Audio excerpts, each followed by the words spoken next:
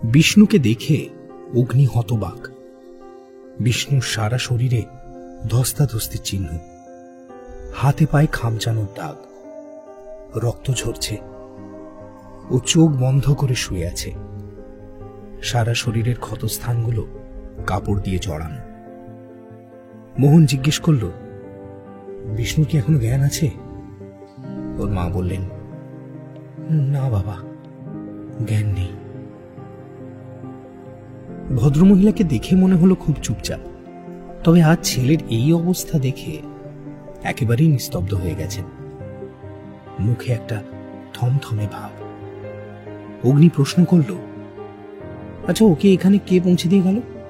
গ্রামের কয়েকজন কাঠুরে ওকে জঙ্গলে পড়ে থাকতে দেখেছিল, তারাই নিয়ে আসে। বিষ্ণুর মায়ের গলার স্বর নিচু। বাংলা বলেন ঠিকই, তবে কথায় হিন্দি টান আছে। অগ্নি আবার বলল, ইস, খারাপ লাগছে ছেলেটাকে দেখে। দয়াল বাবুকে বাঁচতে গিয়ে ওর এরকম হাল হলো। বিষ্ণুর মা কান্নায় ভেঙে পড়েছে। কান্না ভেজা গলায় বললেন,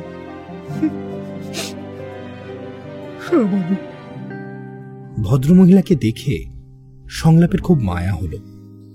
একই গরিবের সংসার, তাতে ছেলের এই অবস্থা। ঘরে আয় করার মানুষটার এরম একটা অবস্থা হলে সেই পরিবারের যে কি দশা হয় তা সকলের বোঝার ক্ষমতা নেই। যাদের উপর দিয়ে যায় তারাই বোঝে। এবার চ্যাটার্জি বাবু জিজ্ঞেস করলেন, আরে রাঘবের কি হলো? বিষ্ণুর মা কিছু উত্তর দিতে পারলেন না। শুধু একবার চ্যাটার্জি বাবু আরেকবার রুদ্রবাবুর দিকে তাকালেন। রুদ্রবাবু অনেকক্ষণ কোনো কথা বলেননি। একটা দীর্ঘশ্বাস ফেলে বললেন, হ্যাঁ, আপনি কাদের থেকে চিতা আক্রমণের ঘটনাটা শুনলেন? কাঠুরেরাই বলল? বিষ্ণুর মায়ের গলা থেকে কোনো আওয়াজ বেরোল না, শুধু মাথা নেড়ে সম্মতি জানালেন। ওনার চোখের জল যেন বাঁধ মানছে না। চ্যাটার্জি বাবু বিষ্ণুর দিকে এগিয়ে গেলেন। ওর ক্ষতস্থানগুলো ভালো করে দেখছেন। বেশ অনেকক্ষণ দেখলেন। ভদ্রলোকের কপালে ভাঁজ।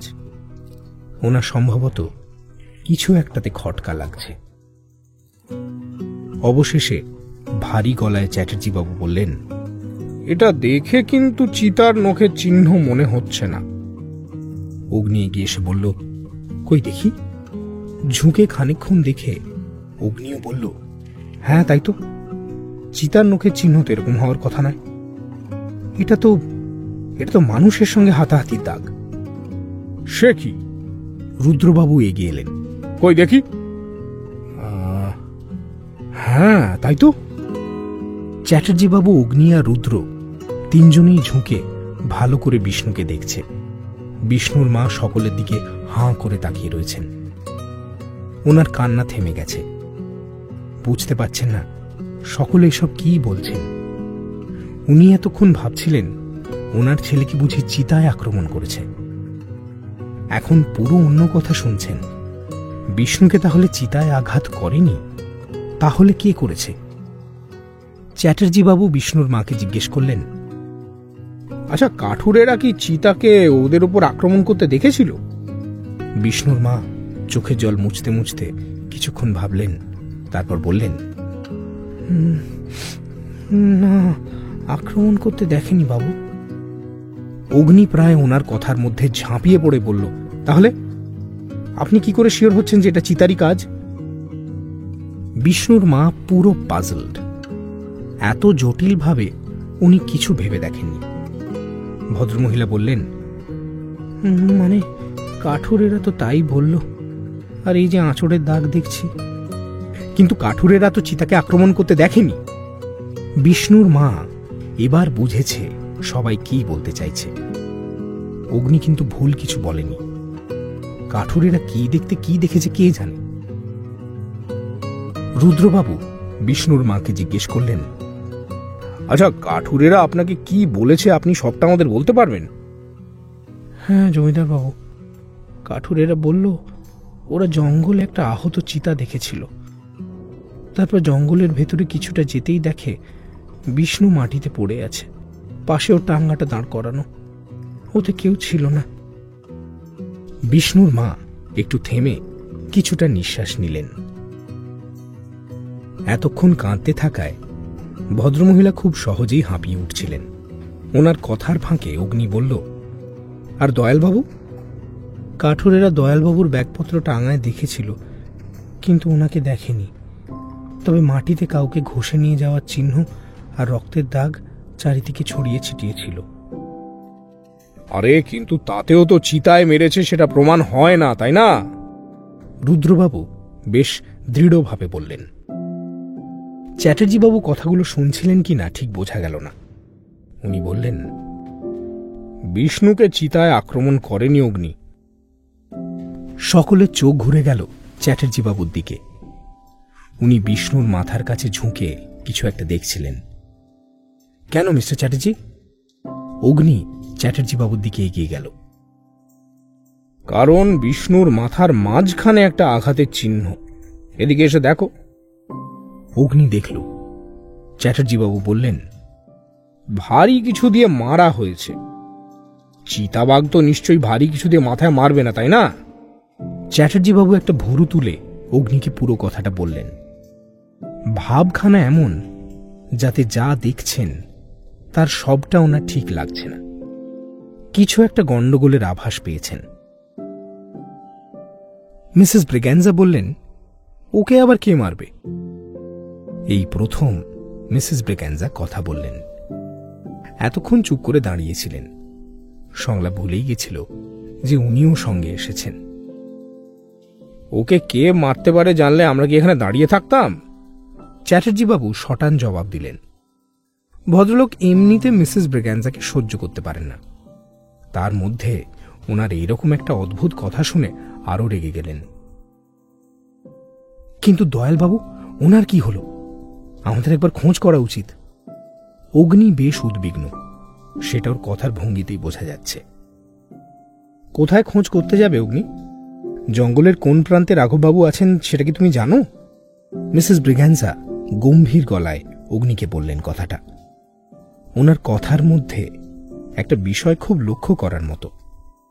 উনি কিন্তু খুব একটা আগ্রহী নন রাঘববাবুকে খুঁজতে।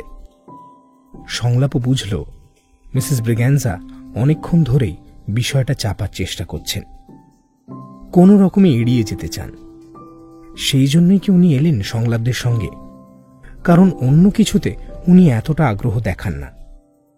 এবার ওদের সঙ্গে বিষ্ণুর বাড়ি অব্দি আসাটা সংলাপের কাছে বেশ অদ্ভুত ঠেকল। রুদ্রবাবু মিসেস ব্রিগ্যাঞ্জার উপস্থিতিতে খুশি নন। উনি বারবার মিসেস ব্রিগ্যাঞ্জার দিকে তাকাচ্ছেন বটে, কিন্তু ওনার কথাগুলো এড়িয়ে যেতে চাইছেন। বেশ খানিকক্ষণ পর রুদ্রবাবু মিসেস ব্রিগ্যাঞ্জাকে থামালেন। আচ্ছা আচ্ছা, ঠিক আছে ঠিক আছে, আপনি একটু চুপ করুন। তারপর চ্যাটার্জিবাবুর দিকে ঘুরলেন। চ্যাটার্জি, তুমি কনফার্ম যে ওকে মাথায় মারা হয়েছে? আর ওইগুলো চিতার নখের চিহ্ন নয়? 100% শিওর রুদ্র, এটা চিতার আঁচড়ের দাগ হতেই পারে না। বিষ্ণুকে মাথায় মারার সময় হয়তো ওর সঙ্গে কারোর হাতাহাতি হয়েছিল এবং সেটা সেই হাতাহাতির দাগ। চ্যাটার্জিবাবু বিষ্ণুর ক্ষতস্থানগুলো খুঁটিয়ে খুঁটিয়ে দেখছেন। অগ্নি বলল, আরে তাহলে তো আমাদের পুলিশে কমপ্লেন করা উচিত। এসবে আবার পুলিশ কমপ্লেন কেন? মিসেস ব্রিগ্যাঞ্জা খুব টেনশনে পড়ে গেলেন।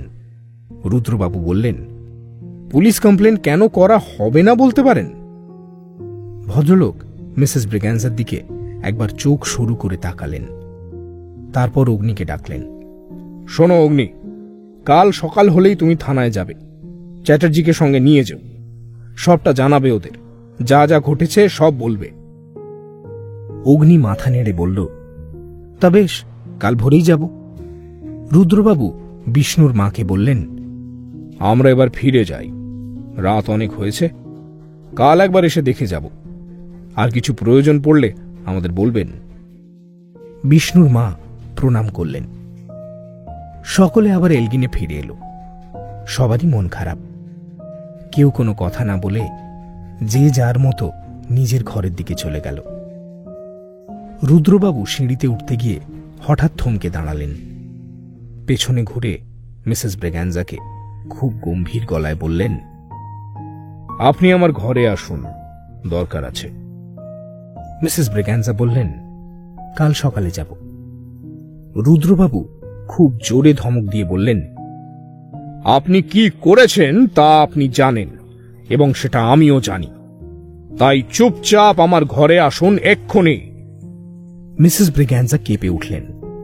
সংলাপ হতবাক। হঠাৎ কি হলো? এতক্ষণ তো শান্ত ছিল মানুষটা।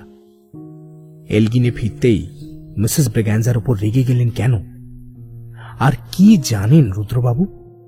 জানতে হলে শুনতে থাকুন হোটেল এলগিন ইনের পরবর্তী এপিসোড।